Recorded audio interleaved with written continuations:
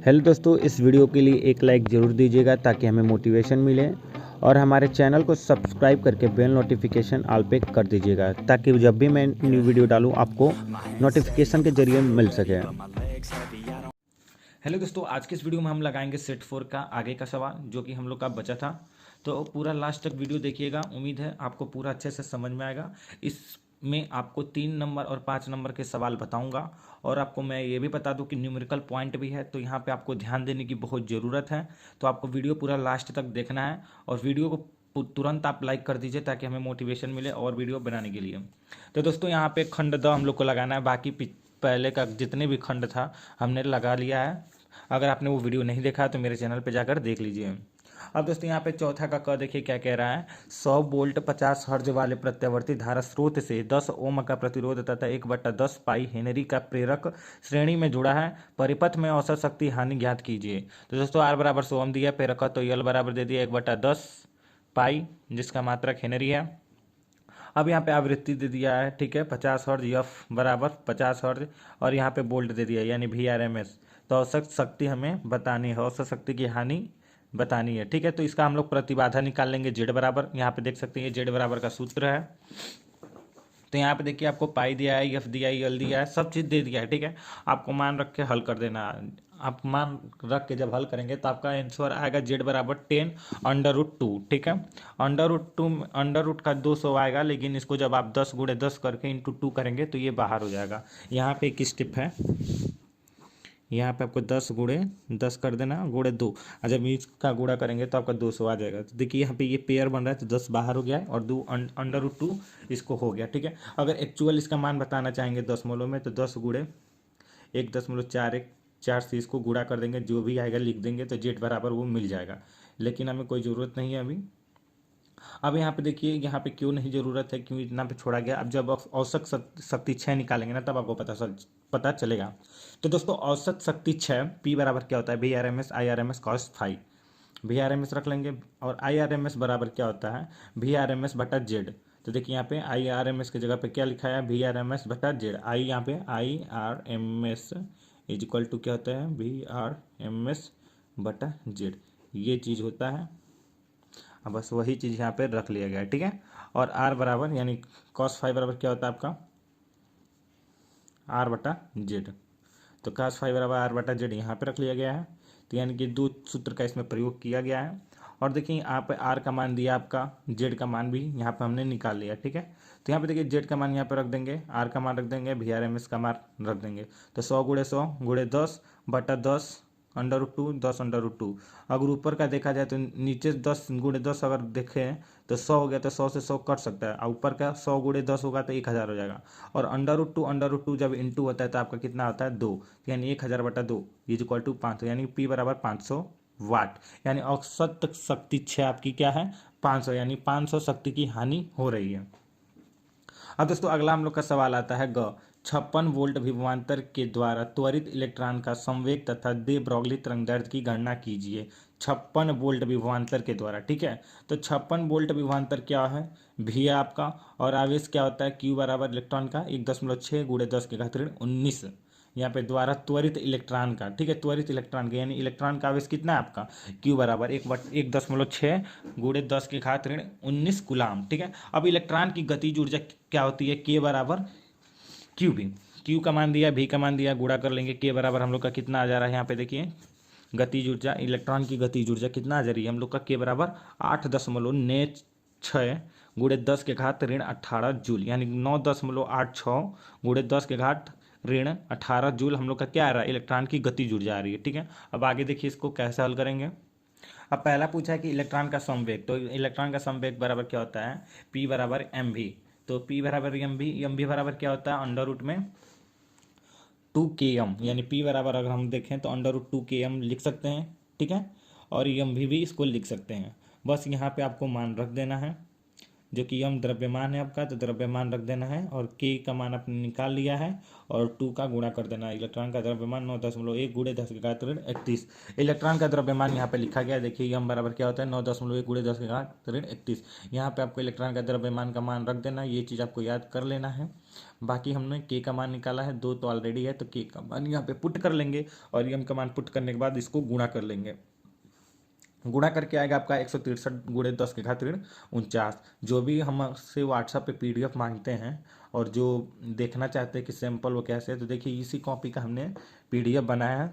आप देख लीजिए कितना बारीकी से लिखे हैं। अगर आपको इसका पीडीएफ चाहिए तो आपको केवल 50 रुपये पेमेंट करने हैं और उसका स्क्रीनशॉट हमें व्हाट्सएप पे भेजना है और तुरंत मैं आपको पीडीएफ दे दूंगा व्हाट्सएप पे।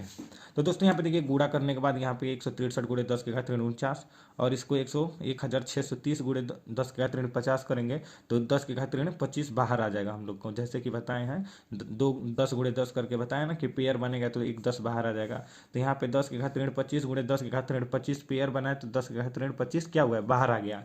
अब दोस्तों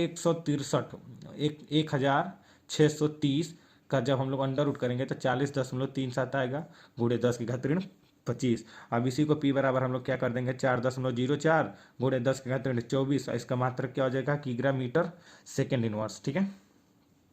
अब दोस्तों अगला हम लोग का आता है कि निकालने के लिए इलेक्ट्रॉन का द्वि ब्रॉगलिक तरंग। अब लेमडा बराबर क्या होता है, एक बटा लेमडा बराबर 12.27 बटा 56, मतलब भी इसका होता है, इसका सूत्र क्या होता है लेमडा बराबर 12.27 अंडर रूट में भी। तो भी का मान 56 है, यहाँ पे भी का मान 56 रख लेंगे और इसी को जब हम लोग 56 को बाहर निकालेंगे अंडर रूट 2 से तो 7.48 आएगा। अब इसको इससे भाग दे देंगे, आपका कितना आ जाएगा 1.640, यानी कि लेमडा बराबर 1.64 एंगस्ट्रॉन आपका आंसर हो जाएगा। अब दोस्तों अगला प्रश्न आता है ड वायु के सापेक्ष कांच का अपवर्तनांक 3/2 तथा जल का अपवर्तनांक 4/3 है। एक द्वि उत्तल लेंस के वक्र पृष्ठों की वक्रता त्रिज्या क्रमशः 20 सेंटीमीटर तथा 30 सेंटीमीटर है। इस लेंस की फोकस दूरी वायु में तथा जल में ज्ञात कीजिए। ANG बराबर दे दिया आपका 3/2 और ANW बराबर दे दिया 4/3। अब देखिए कैसे जानेंगे कि ANG दिया है क्या ANW दिया है। तो यहाँ पे देखिए वायु के सापेक्ष कांच का अपवर्तनांक यानी एयर के सापेक्ष ग्लास का अपवर्तनांक, ए से हमने डिनोट किया एयर, अजी से क्या है ग्लास है, तो ANG बराबर क्या है 3/2 दिया है। अब यहाँ पे लिखा है जल का अपवर्तनांक यानी, और यहाँ पे देखो वायु के सापेक्ष जल का अपवर्तनांक 4/3 यानी ANW, वो W से वाटर, ठीक है, तो 4/3 दे दी। अब पूछा द्वि उत्तल लेंस के वक्र पृष्ठों की वक्रता त्रिज्याएं क्रमशः यानी त्रिज्या R1 R2 कितना है 20 सेंटीमीटर 30 सेंटीमीटर है। ठीक है। इन लेंस की फोकस दूरी वायु में तथा जल में ज्ञात कीजिए। ठीक है, तो बहुत ईजी है, 1/F बराबर सूत्र होता है ANG -1 और 1/R1 - 1/R2। यहाँ पे आप देख सकते हैं, इसको सूत्र को आप देख सकते हैं ANG, यानी ANG का मान आपको दिया ही है तो यहाँ पे हम ANG का मान रख लेंगे और हल कर देंगे तो आपका 24 सेंटीमीटर आंसर आएगा। देख लीजिएगा कैसे हल किया गया है, अपने कॉपी में एक बार आप हल करेंगे ना तो आपको पूरी अच्छी तरह से समझ में आ जाएगा। अब देख लेते हैं कि जल में फोकस दूरी कैसे ज्ञात करनी है। तो दोस्तों यहाँ पे देखिए जल में लेंस की फोकस दूरी क्या होगी, FW बराबर क्या होता है ब्रैकेट में ANG बटा ANW -1 और 1/R1 - 1/R2। बस इसी को हल करेंगे, आपका आंसर आएगा 96 सेंटीमीटर। मैथमेटिक्स तो आप हल ही कर लेंगे, इसमें बताने की ज़रूरत नहीं है वरना टाइम ज़्यादा लगेगा। बाकी आप PDF लेना चाह रहे हैं तो व्हाट्सएप पे मैसेज करके या फिर कॉल करके हमसे पूछ लीजिए। दोस्तों 5वां का क्या कह रहा है, प्रकाश विद्युत उत्सर्जन से संबंधित इलेक्ट्रॉन की अधिकतम गतिज ऊर्जा तथा आपतित प्रकाश की आवृत्ति में एक ग्राफ बनाइए। पहला, ग्राफ में दी ब्रॉगली देहली आवृत्ति दर्शाइए, यानी कि ग्राफ में देहली आवृत्ति दर्शाइए, पहला चीज़ हो गया। और दूसरा चीज़ आपको दिखाना है ग्राफ में ढाल का मान ज्ञात करना है। ठीक है, तो आपको ऐसे ग्राफ बना देना है, बहुत ही आसान है। देख लीजिए कितना छोटा सा में हो गया है। आपको पहला ग्राफ दिखा देना है और ये ढाल हो गया। ठीक है, इसका सेकेंड पॉइंट है, यहाँ पे ढाल तो लिखे ही है, कोई बात नहीं, यहाँ पे सेकंड पॉइंट यहाँ पे लिखा गया आपको। तो फर्स्ट पॉइंट क्या कह रहा है, ग्राफ में देहली आवृत्ति दर्शाइए। तो देखिए ग्राफ में हमने देहली आवृत्ति यहाँ पे क्या किया, दर्शा दिया कि देहली आवृत्ति यहाँ पे है और ये हम लोग का क्या है ग्राफ है, यानी कि हमारा पहला काम यहाँ पे खत्म हो जा रहा है। दूसरा काम कह रहा है कि ग्राफ में ढाल का मान ज्ञात कीजिए। तो ग्राफ में ढाल यानी ग्राफ की ढाल tan थीटा बराबर क्या होता है H/E यानी प्रवणता टेन थीटा बराबर एच बटा ई, यही हम लोग का ढाल है जिसको हम लोग प्रवणता भी कहते हैं। अब दोस्तों अगला आता है कि ख स्वप्रेरण गुणांक की परिभाषा लिखिए। 5 हेनरी की, इसमें एक सवाल भी दिया है, सवाल पढ़ लेते हैं। 5 हेनरी के एक प्रेरक में 0.1 सेकेंड में धारा 12 एम्पीयर से बदलकर 7 एम्पीयर हो जाती है। प्रेरक में कितना विद्युत वाहक बल प्रेरित होगा? तो पहले जान लेते हैं कि स्वप्रेरण गुणांक की परिभाषा क्या होती है। तो दोस्तों यहाँ पे देखिए, स्वप्रेरण गुणांक किसी कुंडली का स्वप्रेरण गुणांक उस कुंडली में प्रेरित किसी कुंडली का स्वप्रेरण गुणांक उस कुंडली में प्रेरित विद्युत वाहक बल के संख्यात्मक मान के बराबर होता है, जबकि कुंडली में धारा परिवर्तन की दर 1 एम्पीयर प्रति सेकेंड होती है या फिर हो। तो दोस्तों यही आपका स्वप्रेरण गुणांक का डिफिनीशन है, इसको आप याद कर लीजिए और लिख लीजिए। ये 100% श्योर है कि ये आता ही आता है और पूछता भी है, काफ़ी इंपॉर्टेंट है, ठीक है। तो इसको आप लिख लीजिएगा कॉपी में और याद कर लीजिएगा। 2 लाइन का डिफिनीशन है, क्या पता आ जाए। अब दोस्तों यहाँ पे दिया है एल बराबर 5 हेनरी, डेल्टा टी बराबर 0.1 सेकेंड, डेल्टा आई बराबर दे दिया है आई2 माइनस आई1, यानी 7 माइनस 12 इक्वल टू -5 एम्पियर। अब प्रेरित विद्युत वाहक बल ई बराबर क्या होता है? माइनस यल डेल्टा आई बटा डेल्टा टी, बस मान रखेंगे। आपका ई बराबर 250 वोल्ट आ जाएगा। देखिए जैसे यहाँ पे मान रखा गया है तो ई बराबर 250 वोल्ट आ गया, जब लगाएंगे आप खुद समझ में आ जाएगा अपने आप। अब दोस्तों अगला आता है कि वही टिस्टोन सेतु का परिपथ खींचिए तथा किरचॉफ के नियम से सेतु का संतुलन प्रतिबंध का व्यंजक प्राप्त कीजिए। काफ़ी आसान है ये भी, आपको कुछ नहीं करना है, आपको ऐसे परिपथ बना लेना है, आपको परिपथ याद कर लेना है। मन करे तो स्क्रीनशॉट ले लीजिए, बहुत ही ईजी है परिपथ बनाना, ठीक है। बुक में भी आप देख सकते हैं, एक बार जब प्रयास करेंगे तो आपको खुद ब खुद परिपथ याद हो जाएगा। और इसके परिपथ के बारे में आपको थोड़ा सा हिंदी में लिख देना है, ज़्यादा कुछ नहीं करना है। सूत्र की स्थापना, जब कुंजी K1 को दबाकर सेल में धारा I प्रवाहित की जाती है तो धारा I संधि A पर I1 तथा I2 में विभक्त हो जाती है। तब यहाँ पे देखिए, जब K1 से इस कुंजी को हम लोग दबा रहे हैं तो क्या हो रहा है कि एक धारा I प्रवाहित हो रही है, ठीक है। और संधि A पर, जब संधि A पर क्या हो रहा है, हम लोग का धारा पहुंच रहा है तो 2 भागों में विभक्त हो जा रहा है, बट जा रहा है। तो देखिए यहाँ पे I जा रहा है ना, जैसे यहाँ पे पहुंचा था, हम यहाँ पे 2 रास्ते हैं, ठीक है, 2 रास्ते हैं। तो अभी तो हमारे यहाँ पे जाते जाते जब मोड़ आया तो आप सोचेंगे कि इधर जाए कि इधर जाए, तो आपको, लेकिन यहाँ पे क्या हुआ है, धारा है, तो जिधर पाएगा उधर ही भगेगा। जैसे मान लीजिए अगर यहाँ पे हमने कोई पाइप बिछाया और इधर भी एक पाइप है और इधर भी पाइप है, ठीक है, बीच में हम पानी क्या कर रहे हैं, पानी फ्लो कर रहे हैं, मतलब बहा रहे हैं, ठीक है। तो जाहिर सी बात है पानी दोनों रास्ते में जाएगी, तो बस वही इस रास्ते का I1 मान लीजिए, इस रास्ते को I2 मान लीजिए, ठीक है। बाकी I1 इसमें भी बहेगा और इसमें I1, इसमें I1, I2 ऐसे बहेगा, ठीक है। तो बस वही चीज़ लिखा है कि I1 तथा I2 में विभक्त हो जाता है। धारा I1 प्रतिरोध P से होकर तथा धारा I2 प्रतिरोध R से होकर, यहाँ पे देखिए कैपिटल R रहना चाहिए, कैपिटल R से होकर प्रवाहित होती है। संतुलन की अवस्था में विकर्ण VD में कोई धारा नहीं प्रवाहित होती, अतः प्रतिरोध Q व S में क्रमशः धारा I1 व I2 बहती है, ठीक है। अब यहाँ पे लिख देना है किरचॉफ के द्वितीय नियम से, बंद पास ABDA में I1 P minus I2 R is equal to 0, I1 P is equal to I2 R। समीकरण 1, बंद पास BCDB में I1 Q minus I2 S is equal to 0 और फिर I1 Q is equal to I2 S. अब आपको समीकरण इसको 2 मान लेना है, समीकरण 1 डिवाइडेड बाई समीकरण 2, यानी कि I1 से I1 यहाँ पे कट जा रहा है और I2 से I2 कट जा रहा है। देखिए इससे ये कट जाएगा, इससे ये कट जाएगा, बचेगा क्या, P बटा Q R बटा यस। बस यही लिख देना है, P बटा Q is equal to R बटा यस। यही सेतु के संतुलन की शर्त है। अब दोस्तों इसके अथवा में एक और प्रश्न दिया था, एक तार के अनुप्रस्थ काट का क्षेत्रफल 1 × 10⁻7 मीटर स्क्वायर तथा तार में मुक्त इलेक्ट्रॉन की संख्या 2 × 10⁻28 प्रति मीटर क्यूब है। तार में 3.2 एम्पीयर विद्युत धारा प्रवाहित हो रही है। ज्ञात कीजिए कि तार में धारा घनत्व इलेक्ट्रॉनों का अनुगमन वेग। अब दोस्तों यहाँ पे देखिए क्षेत्रफल दिया है, अनुप्रस्थ काट का क्षेत्रफल जिसको हमने ए से डिनोट किया जाता है, ठीक है। तो देखिए कैसे कैसे पता करेंगे, आपको क्या दिया है, अनुप्रस्थ काट का क्षेत्रफल यानी ए बराबर दे दिया 10⁻7, 1 है तो 1 का कोई मतलब नहीं है। अब देखिए यहाँ पे क्या लिखा है, मुक्त इलेक्ट्रॉनों की संख्या मतलब यन, जब भी कहीं संख्या आ जाए और उसके आगे कुछ ऐसे दे दे तो आप समझिए कि n बराबर दिया, ठीक है। तो n बराबर कितना हो गया, 2 × 10 की घात 28। अब यहाँ पे तार में धारा एम्पियर, एम्पियर आप तो जानते हैं आई से डिनोट किया जाता है, बराबर 3.2 एम्पियर हो गया। अब पूछा क्या, विद्युत धारा परिपथ हो रही है, ठीक है, एम्पियर। तार में धारा घनत्व, धारा घनत्व पूछा है, ठीक है। धारा घनत्व को कई चीज़ों से डिनोट किया जाता है, कभी सिग्मा तो कभी जो भी होगा, ठीक है। तो यहाँ पे जे से हमने डिनोट किया है, ठीक है। अब यहाँ पे तारों इलेक्ट्रॉनों का अनुगमन में यानी वीडी पूछा है। अनुगमन में तो आपने पढ़ा भी है, सूत्र सवाल उस पर हर एक चीज़, तो उसको वीडी से डिनोट किया जाता है।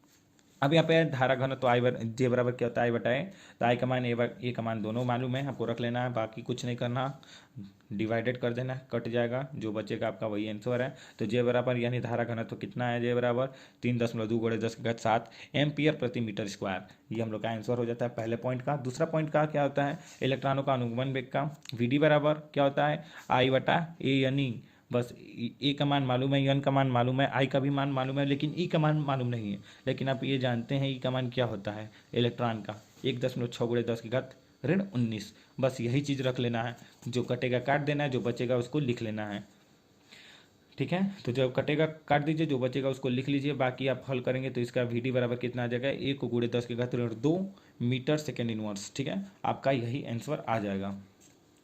अब दोस्तों यहाँ पे ड क्या रहा है, ड देख लेते हैं फटाफट, ये खत्म हो जाएगा हम लोग का 5वां, बाकी कल देख लेंगे हम।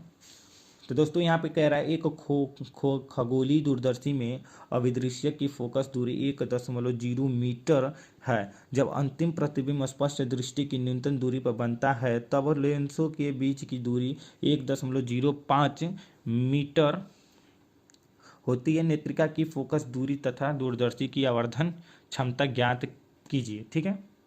दोस्तों ये उस प्रश्न का सॉल्यूशन है। इसमें दिया है क्या, F0 बराबर 1 मीटर और यल बराबर यानी F0 + UE = 1.05 मीटर। अतः UE बराबर क्या हो जाएगा, 1.05 माइनस I1, यानी कि UE बराबर क्या होगा, 0.05 मीटर। तथा VE बराबर क्या होता है, डी बराबर आपको पता है न्यूनतम दूरी यानी 25 सेंटीमीटर, 25 सेंटीमीटर, जब इसको मीटर में बदलेंगे तो 0.25 मीटर हो जाएगा। खगोलीय दूरदर्शी की आवर्धन क्षमता का सूत्र क्या होता है, एम बराबर -F, आपको हमने पहले भी दूरदर्शी का फार्मूला बता रखा था, ठीक है। एम बराबर क्या होता है, -F0/UE, बस इसका मान रखेंगे, यानी 1.00 बटा 0.05, इसको कट पिट करेंगे तो आपका -20 आ जाएगा। तथा यम बराबर आवर्धन क्षमता, ठीक है। और अगर हम लोग देखें तथा इसको अलग एक और, तथा यम बराबर क्या होता है, -F0 बटा, अब देखिए आवर्धन क्षमता, अब इसमें हमको क्या ज्ञात करना है, यफ ही ज्ञात करना है, ठीक है। तो यफ ही ज्ञात करने के लिए क्या होगा, आवर्धन क्षमता का एक और सूत्र होता है, यम बराबर -F0 बटा Fe, ब्रैकेट 1 + Fe बटा डी। बस जो Fe का मान हमें नहीं मालूम है, बाकी सबका मान मालूम है, तो सबका मान यहाँ पर रख लेंगे, पुट कर लेंगे। तो -20 यम का मान हमने यहाँ से निकाला था, इसको पुट कर लिए यहाँ पे, देखिए यहाँ पे पुट कर लिए, और F0 का मान यहाँ पुट कर लिए, डी का मान यहाँ पुट कर लिए, जो हमने डी का मान ऊपर निकाला था यहाँ पे देख सकते हैं 25 सेंटीमीटर, इसको यहाँ पुट कर लिए। बस इसी को अब गुणा भाग करेंगे, यहाँ पे देखिए Fe का जब गुणा होगा तो 1/Fe, और Fe से Fe कट जाएगा तो 1/25 यहाँ बचेगा, ठीक है, 0.25 बचेगा, ठीक है। अब बस इसी को हल करेंगे, यहाँ पे जाएंगे तो हम लोग का लास्ट में आएगा एक ही आंसर, Fe बराबर 6.25 सेंटीमीटर, यही हम लोग का क्या होगा, आंसर हो जाएगा। तो दोस्तों उम्मीद करता हूँ आपको वीडियो बहुत अच्छी लगी होगी। आप चैनल को सब्सक्राइब कर दीजिए, बेल नोटिफिकेशन दबा दीजिए, ताकि और भी आगे इंपॉर्टेंट सवाल पे और आंसर पेपर का सॉल्यूशन कराऊं तो आपको वीडियो सबसे पहले मिल सके। और उम्मीद करता हूँ दोस्तों वीडियो को लाइक कर दिया होगा आपने। तो दोस्तों मैं आपसे अंततः एक ही बात कहूँगा कि इस वीडियो को जरूर शेयर कर दीजिए अपने दोस्त के पास, अपने किसी भी दोस्त के पास शेयर कर दीजिए जो आपके क्लास 12 में पढ़ता हो, या आपके साथ पढ़ता हो, या फिर कहीं भी पढ़ता हो, बस क्लास 12 का होना चाहिए, ठीक है। तो उम्मीद करता हूँ आपको वीडियो अच्छी लगी होगी। धन्यवाद, थैंक यू।